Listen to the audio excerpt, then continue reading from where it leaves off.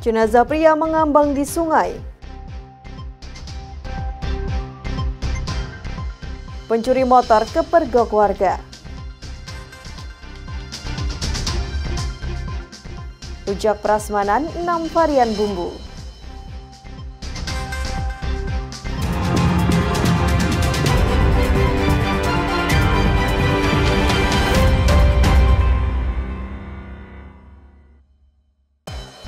Selamat pagi saudara, Kompas Madiun hari ini hadir dengan beragam informasi penting dan menarik.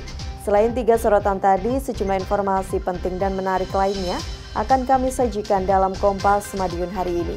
Selama 30 menit ke depan bersama saya Amanda Lia, inilah Kompas Madiun selengkapnya di Kompas TV, independen terpercaya.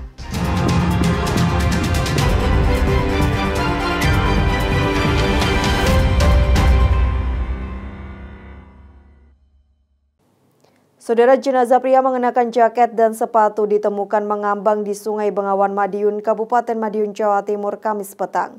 Polisi membawa jenazah ke rumah sakit untuk kepentingan visum. Jenazah pria yang masih memakai jaket dan sepatu ditemukan mengambang di Sungai Bengawan Madiun, Desa Sidomulyo, Kecamatan Sawahan, Kabupaten Madiun, Jawa Timur, Kamis petang. Jenazah yang belum diketahui identitasnya ini ditemukan pertama kali oleh warga sekitar yang sedang beraktivitas di pinggir sungai. Diduga jenazah sudah meninggal lebih dari 2 hari karena kondisinya sudah mulai rusak. Polisi dibantu anggota TNI dan petugas Badan Penanggulangan Bencana Daerah Kabupaten Madiun melakukan evakuasi terhadap jenazah tersebut. BPBD untuk melaksanakan pengangkatan jenazah dari bibir sungai. Akhirnya sekarang sudah posisi di atas tangga sini. Kalau ciri-ciri jenazah seperti apa? Untuk sementara ini masih yang jelas Mr. ini berpakaian seperti orang berkendaraan dengan sepatu lengkap. Jadi kayak orang touring. Mengenakan apa?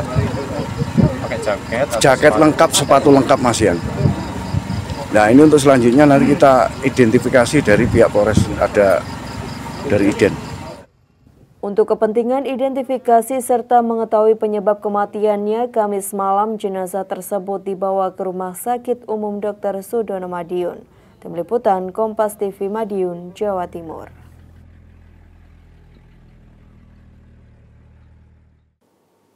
Saudara, hasil visum terhadap jenazah pria yang ditemukan di Sungai Bengawan Madiun pada Kamis petang teridentifikasi. Polisi tidak temukan adanya tanda-tanda kekerasan pada jenazah. Atas permintaan keluarga, jenazah dibawa ke kampung halaman untuk dimakamkan. Polres Madiun Kota mengungkap identitas jenazah pria yang ditemukan mengambang di Bengawan Madiun, Desa Sidomulyo, Kecamatan Sawahan, Kamis petang. Setelah dilakukan identifikasi oleh tim Inavis, diketahui jenazah tersebut bernama Sri Raharjo, warga Kabupaten Sukoharjo, Jawa Tengah. Dari hasil visum luar yang dilakukan pada Kamis malam, polisi menyebut tidak ada tanda-tanda kekerasan pada tubuh jenazah. Dari pakaian yang dikenakan, polisi juga menemukan identitas berupa KTP, SIM C dan B2 umum, kartu ATM, uang dan potongan tiket bus. Perlu kami sampaikan bahwa hasil daripada identifikasi menggunakan alat pengenal sidik jari bahwa korban adalah seorang berinisial SR, laki-laki, alamatnya di Kabupaten Sukoharjo, Jawa Tengah. Saat ditemukan, korban mengenakan jaket hitam, kemudian kaos putih abu-abu, celana jeans hitam, kemudian dari saku baju diketemukan KTP, SIM C dan SIM B2. Kemudian ada kartu berisi dan selembar potongan tiket bus. Kemudian ada uang yang tanpa dompet sebanyak 9.000. Itu yang diketemukan pada korban atau mayat tersebut. Untuk dugaan penyebab kematian gimana, Den? Dari hasil daripada pemeriksaan luar tidak ditemukan adanya kekerasan. Berdasarkan kondisi jasad yang ada, diperkirakan korban telah meninggal sekitar 3 hari sebelum diketemukan. Pihak keluarga yang datang ke rumah sakit tidak menginginkan jenazah diproses otopsi. Jenazah kemudian dibawa ke Sukoharjo untuk dimakamkan. Tim Liputan Kompas TV Madiun, Jawa Timur. Percobaan pencurian motor di Surabaya, Jawa Timur berakhir tragis. Seorang pria Parubaya menjadi sasaran amuk warga setelah terpergok saat beraksi hendak mencuri sepeda motor. Pelaku berupaya membawa kabur motor kurir ekspedisi yang diparkir di samping depo, namun teriakan warga membuat kurir lain segera mengejar. Pelaku hanya berhasil lari sekitar 20 meter sebelum terjatuh dan menjadi sasaran amuk warga. Dari hasil penggeledahan, polisi hanya menemukan dompet berisi SIM dan KTP. Pelaku diduga beraksi bersama seorang rekan yang berperan sebagai joki menggunakan sepeda motor warna biru putih, namun satu rekannya berhasil melarikan diri. Yang depan itu, yang tetangga depan, teriak maling, maling, maling. Oh, oke. Akhirnya yang tersangka yang pertama itu udah kabur mas, bawa motor yang goncengan itu tadi. Kabur, tinggal yang satunya tadi. Terus kebetulan ada anak kurir yang di ST. Akhirnya dikejar tuh sama anak-anak itu semuanya itu. Di depan sini mas. Tapi motor sudah dikuasai berarti mas? Motor sudah dikuasai mas. Sudah nyala, sudah siap dibawa kabur? Udah ditik kok mas. Udah ditik? Nah, sampai rumah kuncinya itu udah rusak. Udah rusak. Pelaku yang sempat diikat oleh warga diserahkan ke anggota Polsek Lagar Santri dan dirujuk ke Rumah Sakit Bakti Dharma Husada untuk mendapatkan perawatan medis. Tim Liputan Kompas TV, Surabaya, Jawa Timur. Rumah seorang terduga pelaku pengedar narkoba di Jember, Jawa Timur digerebek polisi. Saat penggerebekan, petugas menyita sabu siap jual dan sepucuk senjata api rakitan dengan 2 butir peluru. Penggerebekan ini dilakukan oleh Satreskoba Polres Jember di rumah pengedar sabu di Desa Manggisan, Kecamatan Tanggul, Jember, Jawa Timur.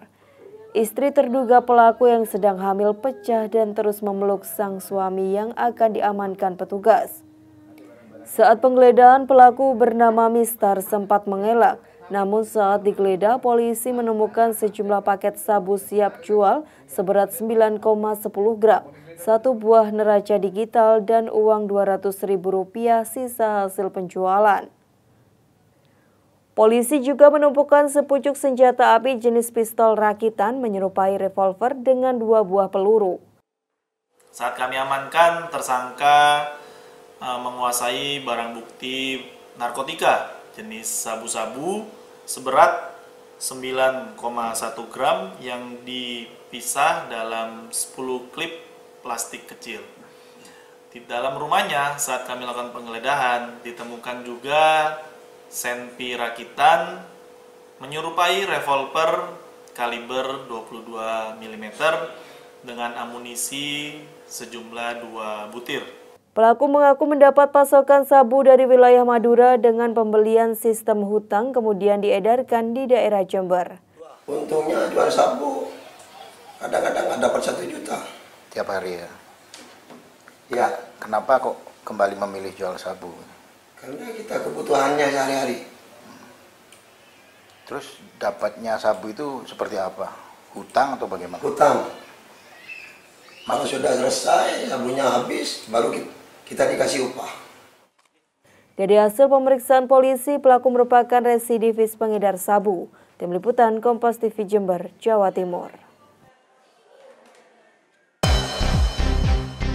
Saudara, kami akan kembali dengan informasi peringatan Hari Pramuka Kuartir Daerah Gerakan Pramuka Jawa Timur digelar di atas KRI Surabaya dengan membagikan sembako kepada para nelayan di Selat Madura. Sesaat lagi usai jeda berikut.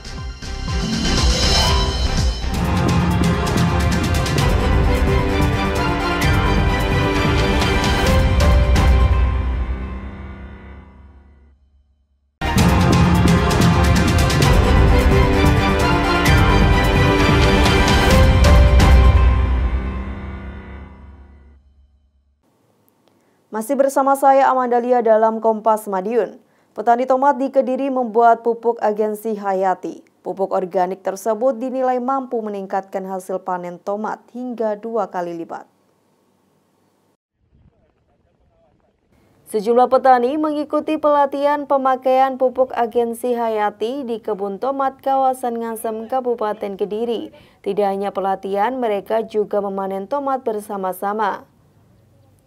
Pelatihan tersebut untuk mengenalkan pupuk agensi Hayati buatan petani yang dinilai mampu meningkatkan hasil panen tomat hingga 2 kali lipat. Dengan total luas lahan 100 meter persegi, dalam 1 kali panen mampu menghasilkan 2 kuintal tomat. Pupuk agensi Hayati terbuat dari kentang, garam kroso, dan air sumur yang difermentasi selama 2 hari. Selain mampu meningkatkan hasil panen, pupuk organik tersebut dapat menjaga kualitas tanah tetap subur. Sebelum menggunakan agensi Hayati sama pupuk organik cair itu, petani jarang sekali panen. Dalam arti banyak kendala seperti layu, baik itu jamur maupun bakteri. Kalau untuk peningkatannya dia bisa sampai 2 kali lipat. Peningkatan kita mengkombinasi ya antara agensi Hayati, pupuk organik cair sama pupuk kimia itu kita kombinasi, hasilnya bisa meningkatkan 2 kali lipat. Penggunaan pupuk agensi Hayati ini juga mendapat dukungan dari Dinas Pertanian Kediri. Kita mendampingi agar petani itu bisa mengeluarkan biaya untuk perawatan itu lebih rendah. Nah, tadi kan sudah ada ya pendampingan dari P4S itu Pak Eko, di mana nanti pendampingan pelatihan pembuatan agen Hayati dan pupuk organik cair. Hasilnya jika diaplikasikan ke tanaman seperti apa? Iya, untuk bisa kemarin sudah diaplikasikan di tanaman. Jadi untuk pencegahan pada tanaman tomat itu yaitu dari penyakit layu bakteri dan layu fusarium. Tidak hanya untuk tanaman tomat, pupuk agensi Hayati juga cocok untuk tanaman hortikultura yang rentan layu terkena bakteri dan jamur. Tim Liputan Kompas TV Kediri, Jawa Timur.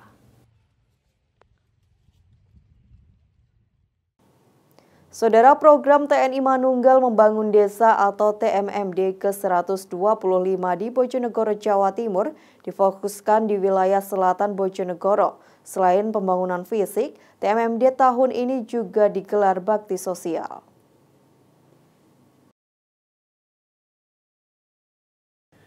Desa Soko, Kecamatan Temayang, Kabupaten Bojonegoro, Jawa Timur merupakan wilayah terbelakang pada sektor pembangunan infrastruktur di wilayah selatan Bojonegoro, menjadi titik sasaran program TNI Manunggal Membangun Desa atau TMMD ke-125 oleh Kodim 0813 Bojonegoro. Rabu siang, tim pengawasan dan evaluasi Mabes TNI yang didampingi oleh Komandan Kodim 0813 Bojonegoro mengunjungi lokasi TMMD tersebut. TMMD yang digelar sejak 23 Juli hingga 25 Agustus mendatang ini difokuskan untuk membangun infrastruktur dan kegiatan non-fisik di wilayah selatan Bojonegoro untuk meningkatkan konektivitas wilayah dan peningkatan ekonomi masyarakat.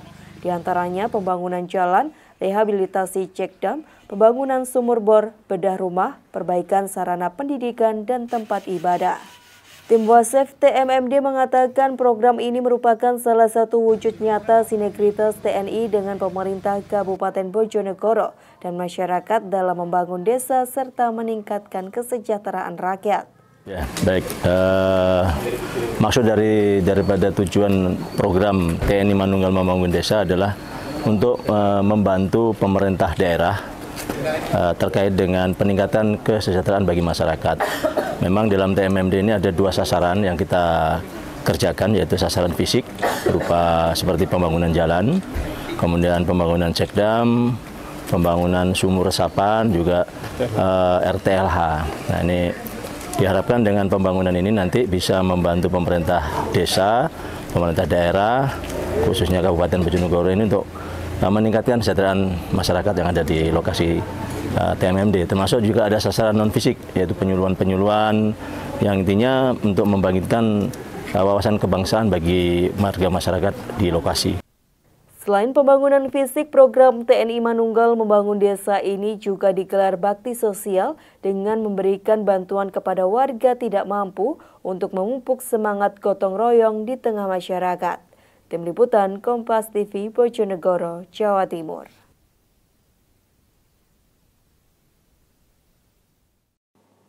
Kuartir Daerah Gerakan Pramuka Jawa Timur bersama pejabat Forum Koordinasi Pimpinan Daerah Jawa Timur membagikan sembako di atas KRI Surabaya kepada para nelayan di Selat Madura. Kegiatan ini merupakan bagian dari rangkaian peringatan Hari Pramuka ke-64.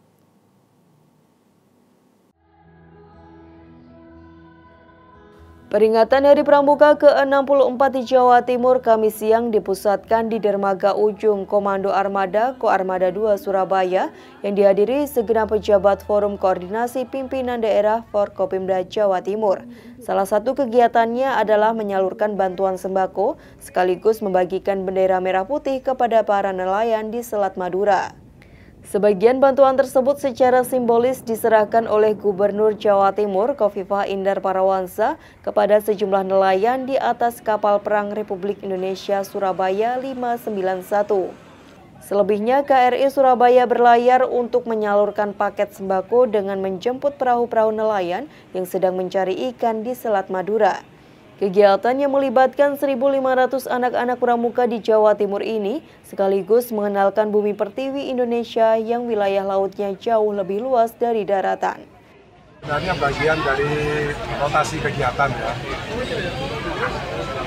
Beberapa tahun yang lalu kegiatan Hari Ulang Tahun Pramuka ada di Gerahadi.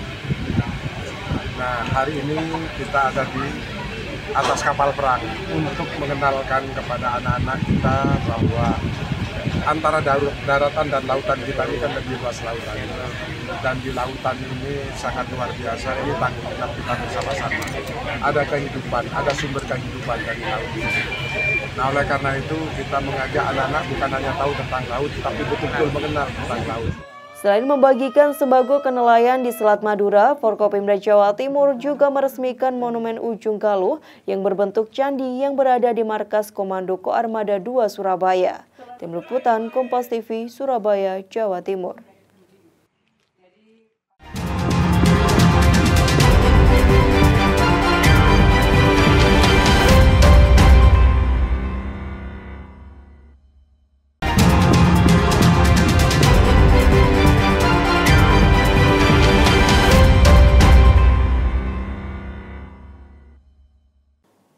Seorang pedagang rujak manis di Kabupaten Jember, Jawa Timur menggunakan strategi prasmanan. Pembeli dibebaskan memilih jenis buah dan porsi sesuai selera. Pembeli juga dimanjakan dengan 6 varian rasa bumbu. Berbagai cara dilakukan pedagang untuk menarik minat pembeli. Seperti yang dilakukan pedagang rujak manis di Jalan Hayamuruk, Kecamatan Kaliwates, Kabupaten Jember, Jawa Timur. Ia menerapkan sistem prasmanan untuk menggait pelanggan. Pembeli dibebaskan memilih potongan buah dan menentukan porsi yang diinginkan. Ada beragam buah yang tersedia seperti mangga, nanas, timun, pepaya, anggur, kelengkeng, jambu air, dan belimbing. Semuanya disajikan dalam keadaan segar. Bumbu rujak manis juga tersedia dalam berbagai varian rasa, mulai bumbu petis Madura, petis tuna, gula merah kacang, gula merah asam manis, kuah pindang khas Bali, hingga bumbu Bangkok. Level pedas juga bisa disesuaikan. Untuk harga mengikuti berat timbangan yakni per 1 onsnya Rp6.000. Untuk mempermudah para customer agar bisa memilih buahnya masing-masing sesuai dengan seleranya dan bisa menentukan porsi sesuai dengan selera masing-masing gitu ya. Dengan konsep prasmanan, kemudian untuk harganya kita ditimbang, jadi customer bisa menyesuaikan budgetnya. Jadi tidak ada patokan harga yang kita tetapkan di menu maupun di setiap porsinya. Strategi prasmanan membuahkan hasil. Banyak pembeli datang dan jadi pelanggan. Sering beli asinan di mana ini di Mangga Ayu viral ini soalnya buahnya fresh, terus habis itu kita bebas pilih buahnya sendiri, terus juga bumbunya di sini tuh macam-macam, ada petis, ada bumbu kacang, terus ada asinan dan kuah pinggang, dan semuanya itu saya suka semuanya.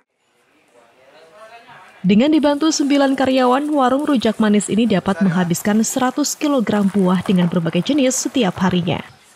Omset yang didapat mencapai 4 hingga 5 juta rupiah per hari. Hernawan Mustika, Kompas TV Jember, Jawa Timur. Berawal dari hobi mengumpulkan barang kuno, seorang pria di Kabupaten Jember, Jawa Timur sukses berdagang barang antik. Omset yang didapat terbilang fantastis, yaitu 80 juta rupiah per bulan. Adalah Erik Fajar, warga Kecamatan Patrang, Kabupaten Jember, Jawa Timur yang sukses jualan barang antik. Mantan sales farmasi ini mengawali usaha barang antik dari hobi mengumpulkan barang kuno. Awalnya, ia membeli pesawat telepon jadul dari Pasar Loak. Ia juga mengumpulkan barang jadul milik warga yang sudah tak terpakai. Tujuannya dijadikan ornamen hiasan di ruangan rumahnya. Ia mengoleksi pesawat telepon yang diproduksi mulai tahun 1950 hingga 1990. Iseng-iseng, ia foto dan diunggah ke media sosial. Tak disangka, unggahannya mendapat respons dari kolektor. Bahkan beberapa ingin membeli dengan harga mahal. Salah satu pesawat telepon antik koleksinya milik militer yang digunakan saat Perang Dunia Kedua. Kondisinya terawat dengan baik hingga ada yang berani menawar puluhan juta rupiah. Erik juga mengoleksi jam dinding, radio transistor, dan alat pemutar film bioskop tempo dulu. Semuanya masih terawat dengan baik di gerai miliknya. Jadi saya ada juga telepon militer, istilahnya telepon militer itu saya juga ada. Terus dari itu ada jam waker. Setelah itu saya juga koleksi proyektor lama. Jadi proyektor yang buat perang juga saya koleksi, sampai proyektor yang untuk misbar itu sudah. Pembelinya rata-rata kolektor dan pecinta barang antik. Mereka tak hanya dari Indonesia, tapi juga dari Singapura, Malaysia, Australia, dan Amerika. Ada yang beli dengan datang langsung ke gerai, ada juga yang beli secara online. Saya sendiri itu sedang koleksi mas barang-barang etnis, terus seperti barang-barang ini. Karena kan punya nilai sejarah yang luar biasa, itu yang perlu kita lestarikan. Nah, gitu mas. Sampai cari di mana saja? Saya terakhir kemarin itu bulan kemarin di Kalimantan, cari panahan, terus di Lombok, gitu. Kebetulan di sana kan ada teman-teman pemain parasean itu ada. Dengan memanfaatkan keunikan barang antik dan nilai sejarah yang tersimpan di dalamnya, Erik bisa meraup cuan 50 juta hingga 85 juta rupiah per bulan. Hernawan Mustika, Kompas TV Jember, Jawa Timur.